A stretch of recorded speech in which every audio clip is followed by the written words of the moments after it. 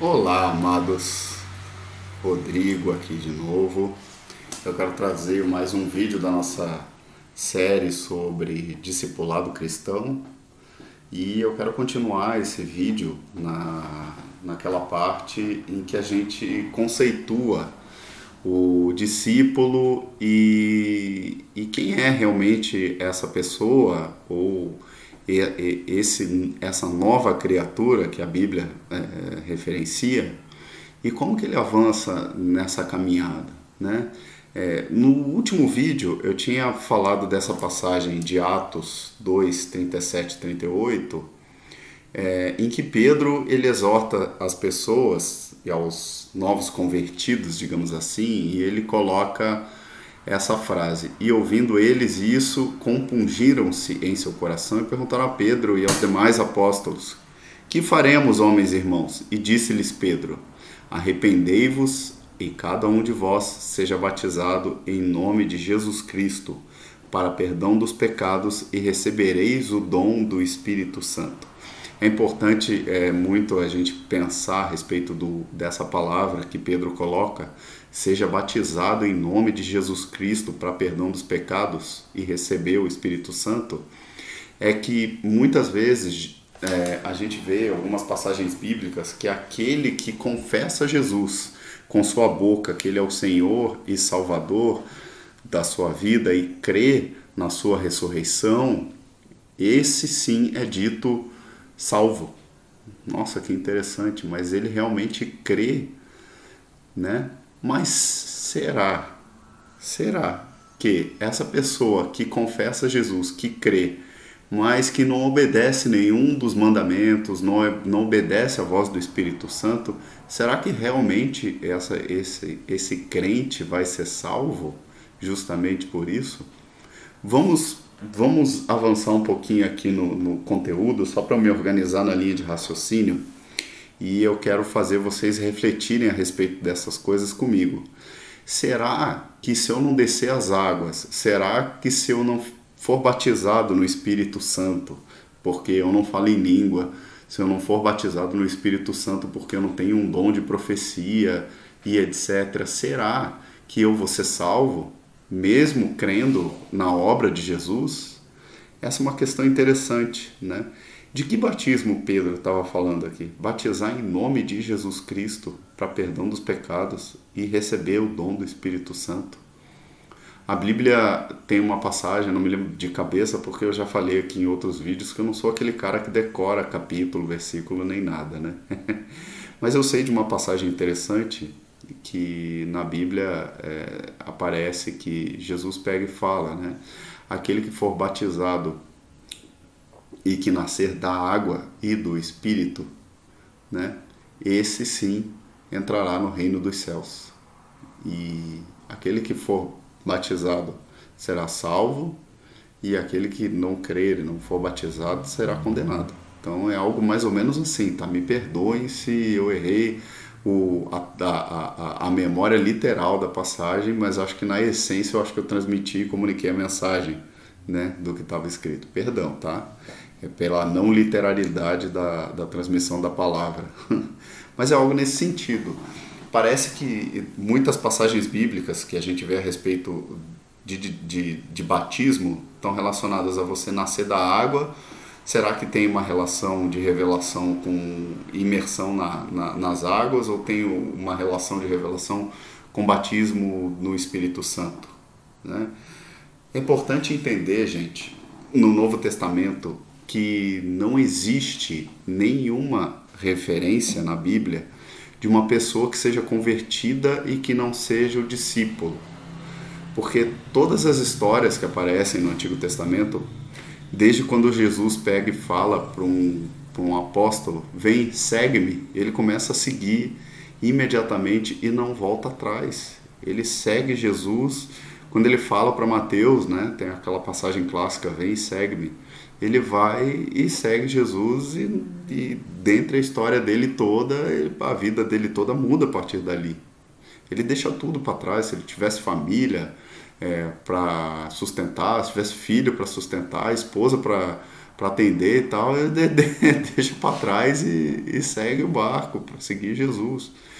Então tem uma outra passagem em que Jesus fala para uma outra pessoa, eu não me lembro quem era o personagem bíblico, tá? Minha memória não é das melhores. Ele pega e fala, vem e segue-me. E aí essa pessoa chega para Jesus e fala assim, não, Jesus, deixa eu só voltar e dar um adeus, um tchau para minha esposa e tal. E ele pega, aí ele fala, né? Aquele que pega o arado e olha para trás, esse praticamente não serve para me seguir. Olha que interessante, olha que forte isso, né?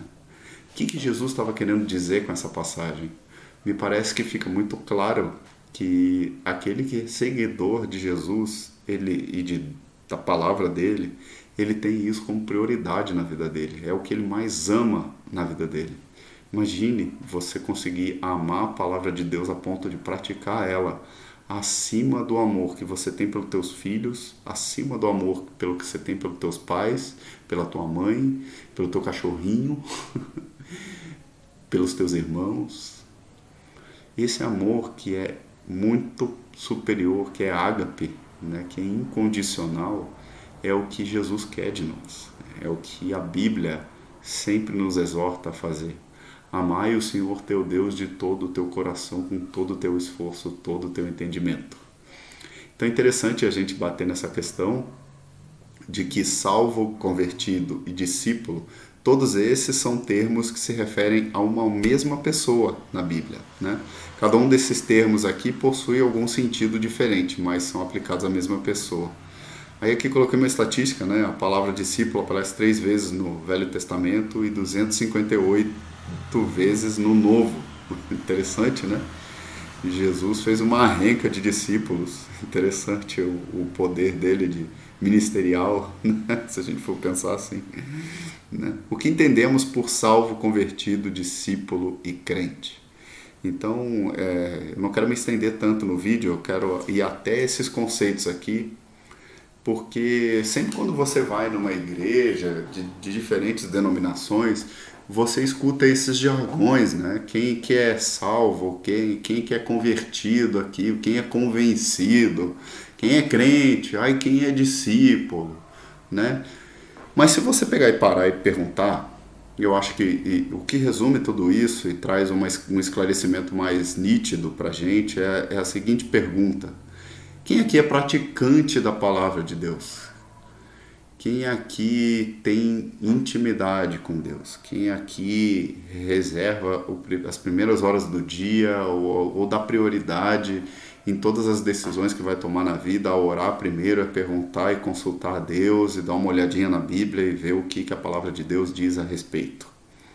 Eu acho que esse tipo de pergunta ela é mais pertinente para a gente tentar distrair dali quem são os verdadeiros seguidores de Jesus, quem segue o Mestre e quem simplesmente ouve o que ele fala, mas não pratica. Porque uma coisa é você ser aquele aluno que vai para a aula, mas só está de corpo presente. O professor está falando lá na frente, você não está aprendendo nada.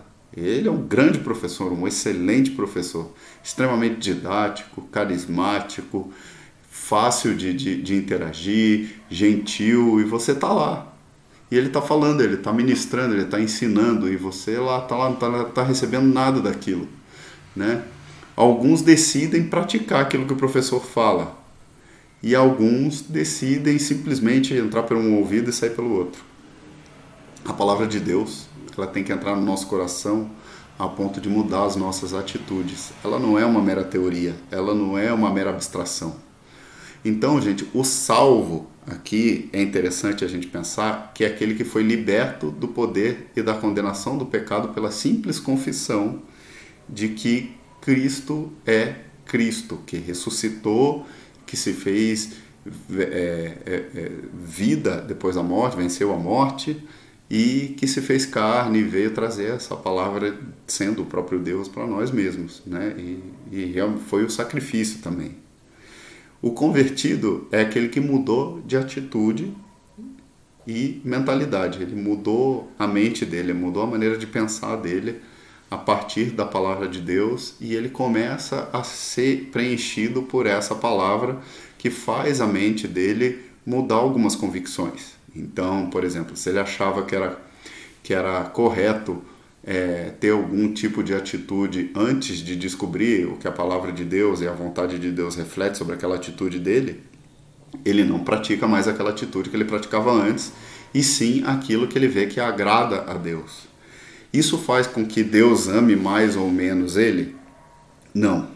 Deus ama a todos, independentemente do que você faça ou deixe de fazer. Ele continua sendo o pai de todo mundo e o amor de Deus é incondicional, tá? A diferença aqui tá no nível de relacionamento. O que eu estou querendo dizer? Que tem evangelho que você ouve por aí que fala desse amor de Deus, que você não precisa fazer nada, você só precisa ser amado, né? E tem um evangelho que fala do amor teu com Deus, né? Vale uma reflexão e decisão individual tua de avaliar os dois pesos e as duas medidas. O que eu estou querendo dizer? Vale uma avaliação individual tua de ver que nível de relacionamento você vai querer ter com teu pai. Daquela relação passiva, em que você só escuta e só ouve sobre o quanto Deus te ama, o quanto meu pai me ama. Ai, pai, eu ouço tanto você falar que você me ama, tal, né? Aí meu filho vai lá, não obedece o pai, e o pai continua amando ele igual, o amor do pai não muda. E ele continua fazendo um monte de coisa errada. E o pai, filho, eu já te falei pra você não fazer isso, que você continuar fazendo isso vai dar ruim. E o filho vai lá e insiste em pisar na bola. O discípulo é aquele que segue, é aquele que aprende, é aquele que imita, é aquele que pratica, é aquele que é submisso, mas submisso no bom sentido. A palavra de Deus para ele é prioridade nas decisões dele, a palavra de Deus é a ordem pelo qual ele toma as decisões, a palavra de Deus é sempre o primeiro na vida dele, em qualquer área, qualquer aspecto. E também tem o crente, né? É aquele que acredita, que crê, né? Qual que é a diferença então do crente para o discípulo? Eu acredito que talvez nenhuma, porque o discípulo, ele crê. Afinal, o que faz você praticar a palavra de Deus é uma crença, é uma fé, é uma certeza de que o que Deus te fala é uma verdade e que realmente é o melhor caminho, a melhor coisa, a melhor decisão a se fazer, a se tomar. Tá? Então, aqui tem uma passagem de Mateus 9,9, Jesus saindo, viu um homem chamado Mateus, sentado na colheitaria e disse, siga-me. Mateus levantou-se e o seguiu. Na hora. Impressionante. Que coisa impressionante. Mateus era um coletor de impostos, né? Ele era visto como aquele picareta da sociedade, era mal visto, aquele que traía o próprio povo porque cobrava imposto do povo judeu para levar lá para o Império Romano, né? Então é aquela coisa assim, o povo era mal visto, né? Mateus entregou-se completamente, deixando tudo o que fazia e seguiu Jesus. E Mateus ganhava bem, né? Na verdade ele era aquele lá que tinha aquela alta posição política, né? Deixou tudo para trás para seguir Jesus imediatamente, sem olhar para trás, sem dar uma olhadinha em cima do ombro. Que coisa impressionante. Que nível de entrega que ele teve também. Outro ponto realmente interessante que eu acho que eu não falei sobre o salvo, convertido, o discípulo e o crente é o nível da tua entrega. Um conceito bem interessante que a gente vê no cristianismo é que Jesus ele foi a oferta de santificação para a remissão dos nossos pecados, para pagar a nossa conta. Se Deus oferta para ganhar o teu coração e ganhar você, para te comprar por preço, a minha dúvida relacional para você é a seguinte: que nível de entrega e oferta você tem feito para Deus? Eu não estou falando de oferta de dinheiro, de carro, de bens materiais, de nada. É o quanto você tem se ofertado em relacionamento com Ele. Veja várias passagens relacionadas a Marta e Maria, né? Eu acho que é a que mais toca nesse assunto que eu estou falando aqui, e que mostra que nós, para manifestarmos a nossa fé, precisamos nos entregar cada vez mais. É extremamente fundamental que o nosso nível de rendição e entrega seja cada dia, cada vez mais e mais melhorado, e isso nos empurra a mudar nossa maneira de pensar constantemente. Esse é o ponto do interessante do Evangelho, que ele mude a gente de dentro para fora e faça transformações maravilhosas em nossas vidas. Meus amados, eu fico por aqui. Espero que o próximo vídeo seja ainda mais didático, mais interessante e que a gente consiga avançar na fé, avançar na revelação da palavra do Senhor, e que cada um de vocês que assiste esses vídeos e que pratica todas essas coisas que eu tenho falado aqui realmente seja extremamente abençoado pela presença do Senhor na vida de vocês, que vocês deixem de servir a Deus e simplesmente tenham um Senhor na vida de vocês. Um grande abraço e até os próximos vídeos.